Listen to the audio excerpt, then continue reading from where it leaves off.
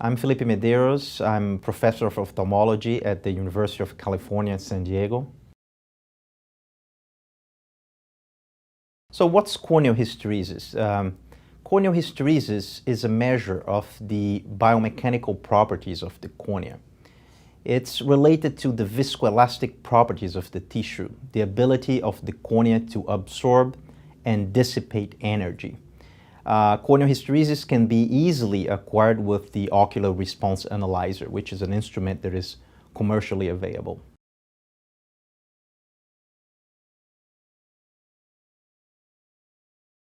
So, how important is corneal hysteresis? How does it relate to glaucoma progression?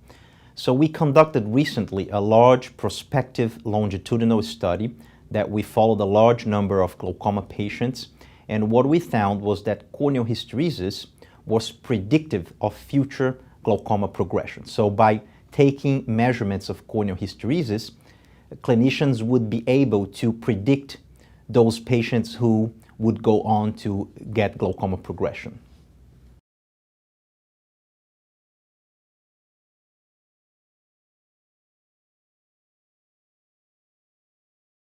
So in this study, we found that patients who had low corneal hysteresis measurements, and particularly those who had a combination of low corneal hysteresis measurements and high intraocular pressure, there were those who were at highest risk for glaucoma progression over time.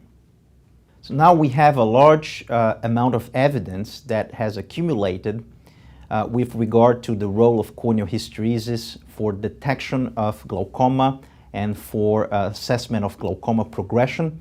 And we have a better understanding of how to position corneal hysteresis in clinical practice.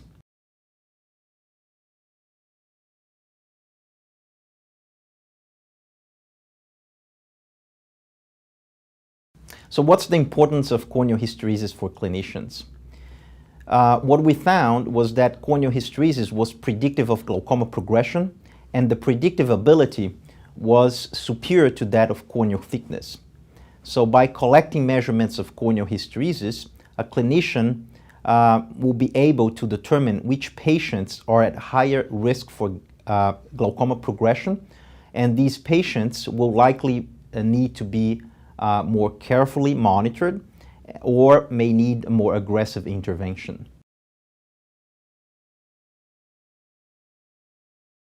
So corneal hysteresis has just recently received a billing code so that clinicians now can bill for measurements of corneal hysteresis and then incorporate those measurements in clinical practice.